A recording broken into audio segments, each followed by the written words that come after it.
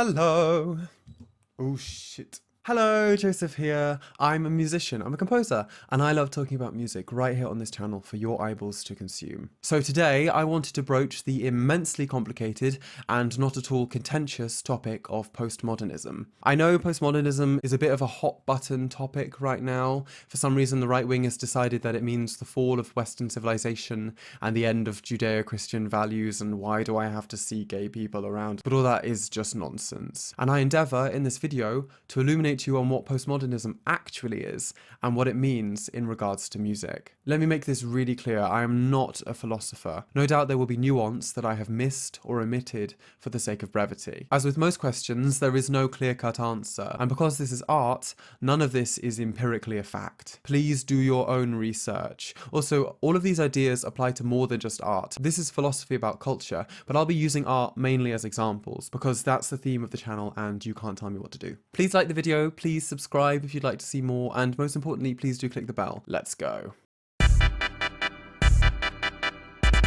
So, before I talk about what postmodernism is with regards to music, we first of all need to tackle what I actually mean when I say postmodernism. And also, what does it mean for something to be an ism, like postmodernism, modernism, impressionism, etc. We as humans like to divide things up. We like to split up big things that are hard to understand into smaller, more easily digestible chunks, even if the divide between those chunks is a lot blurrier than we like to imagine. So, culture and art is big, philosophy is big, history is big. Trying to swallow all of history or art or thought or any other part of human endeavour as one big mass is very difficult to consume, so we split them up.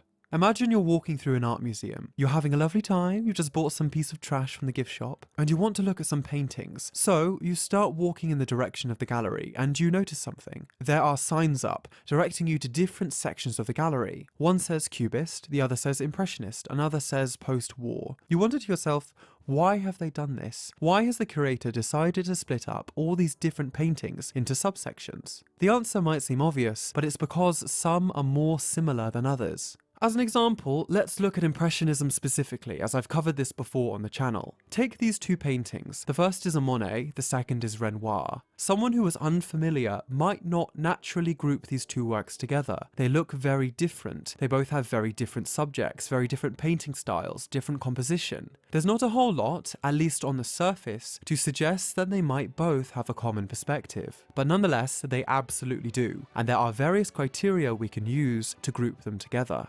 First of all is time frame. Both Renoir and Monet lived around the same period in 1800s France. This was late Romanticism, and having them both live around the same time in the same place means that their ideas very likely intermingled and influenced each other. Second of all is technique. A common method between Impressionists was to bring their canvases out of the studio and to the subject that they'll be painting. This gave painting a time limit. Sunsets don't last forever. Groups must disband. And this meant that things like extreme detail had to be sacrificed in order to get the painting done in time. Finally, and most importantly, is philosophical placement. This is much more of a subjective criteria, and I'm not an art expert, so please do your own research. But these paintings, as a result of their common methods and their place in history, treat emotion in a similar way. The paintings both aim to capture a sense of mood and ambiance, as opposed to distinct emotions like anger, fear, or love. Monet's sunset isn't fiery or bright. It's actually very dim and distant, moody almost, as if we as the observer are watching from a great distance. Renoir's partygoers aren't fighting. No one's crying or jumping with joy. They're just people living quiet emotion. And nobody is looking directly to us, the observer, because we are just that. An observer. This sense of distance and ambiance is what ultimately groups these paintings together. They both make the observer experience a similarish feeling of being removed from the scene or watching from outside. They also represent a departure from the early romantic approach to emotion, which was more dramatic and fiery. And these common values are why art historians place them together under the same category of Impressionism, despite looking very different. This all might seem so trivial and obvious. Of course we group things together based on common traits. It's totally natural. And you would be right. But nonetheless, it is a crucial point to understanding what postmodernism is. So we've got all these collections of similar-ish art. We've got Cubism, Impressionism, Futurism, and other pretentious crap. We now need a structure in which to place all these different contrasting groups. There are similarities and connections between them that people can feel, but need to be articulated.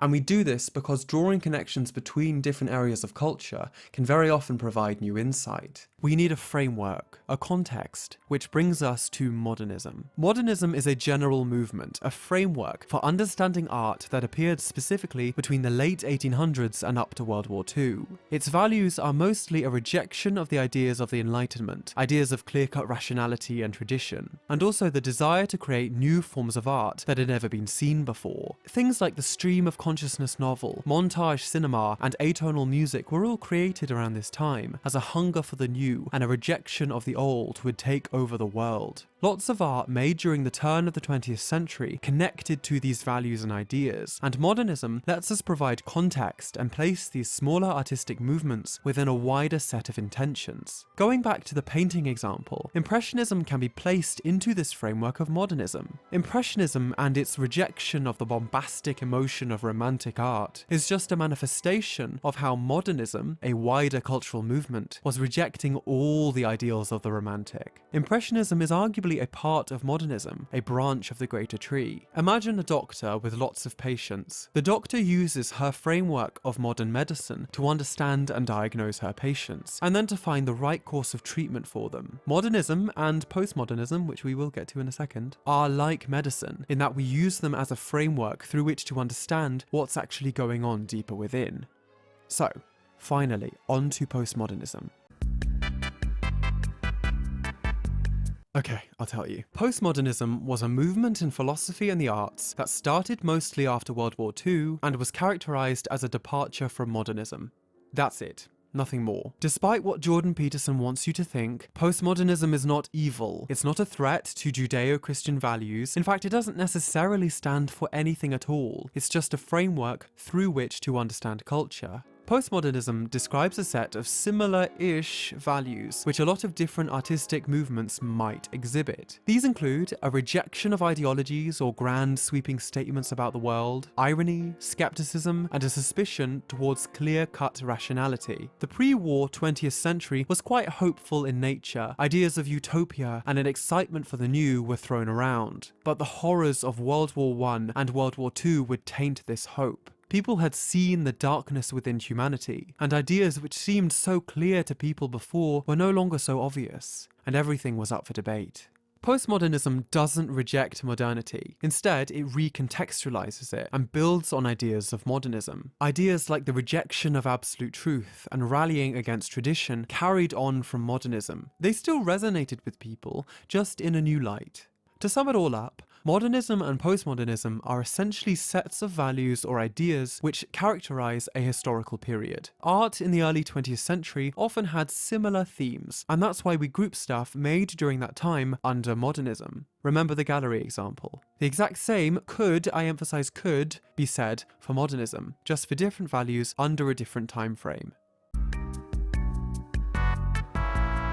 These postmodern values of irony and building on from modernism fed very much into music at the time. Postmodernists were looking at all the new things that composers had created decades before, and were thinking, how can we build on this? What can we do? This created a great deal of diverse approaches to music, from which postmodern themes can be drawn. Music from 1600 to 1900, what we call the Common Practice period, was built on a very complex and established set of musical rules and traditions. Modernism had already laid the groundwork for the rejection of these traditions. It was postmodernism that built on this groundwork. The 12-tone system of music, created by Schoenberg in the early 20th century, was a modernist invention which sought to create an entirely new system on which to base music, a system which completely rejected standard musical concepts like keys, chords, and harmony. Postmodernists, like Boulez, would build on the 12-tone system, developing what is now known as serialism. Serialism is so complicated and honestly kind of beyond my understanding, at least for me to comfortably talk about in a video, but it was essentially an extension of the idea of the 12-tone technique, extending the ideas of Schoenberg across many more regions of music than the original composer could have imagined. This is what postmodernists often did. They built and refined modernist concepts, especially in music.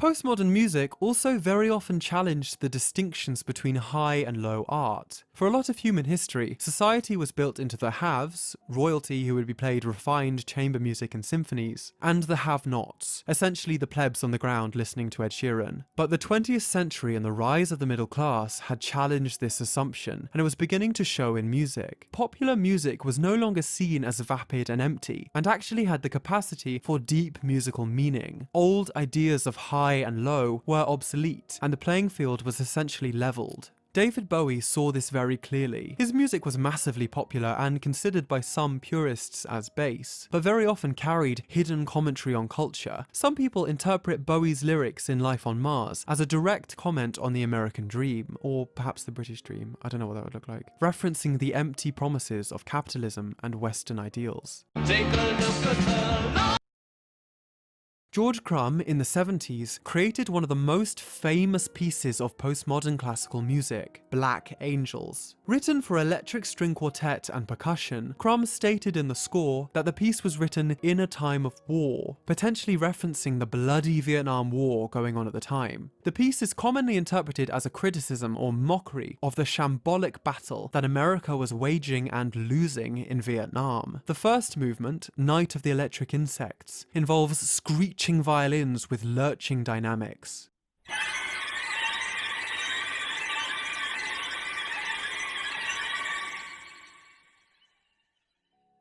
These electric insects could be interpreted as the sound of American helicopters on Vietnamese soil, violent and repulsive in sound, but nonetheless as impotent as insects. The piece also commands abstract imagery of devils and fallen black angels, perhaps as a direct commentary on the state of America itself. Gone were the naive ideas of the USA as a benevolent superpower. Modernism had already set the groundwork for the critique of American exceptionalism, and postmodernists observed the atrocities America and other Western powers were committing across the world, and their art built on these modernist ideas. The moral mythology of America was a delusion and a farce, and the ideals that once held the West up as exceptional were now shown to have never existed. America had fallen from grace, and Crumb, in his music, saw his own home country as a black angel. Fundamentally, composers during the postmodern period were responding, challenging, and building on modernist ideas. Art made during this time was diverse and rich, and oftentimes had very different goals and meanings. Music carried on in the direction of subversion and deconstruction of old traditions, and composers and musicians became more individual in their vision, making commentary on wider and wider areas of culture. Honestly, I've spent all this time chatting about postmodernism and what it represents, but some people argue that it doesn't mean much of anything at all. So many of the supposed themes of the period end up conflicting and contradicting with one another. It's important to remember that labels like modernism and postmodernism are labels that describe human concepts which are really messy and don't necessarily always fit well together. However, they can be useful if used properly and with caution, and not just stuck on anything you like. Most academics agree that we are currently out of postmodernism. People don't yet know what to call this period, or even if we should be giving it a name. But some labels, like postmodernism or metamodernism, get thrown around occasionally. What this means for music is up for debate. We could carry on with the trends of the 20th century, continuing to deconstruct, or we could go in a completely different direction. Right now, we don't know. We're standing too close to the painting. Only as we step back into the 21st century will we truly begin to see the bigger picture. Thank you so much for watching this video. Please leave a comment, subscribe, please like and share. Love you, bye.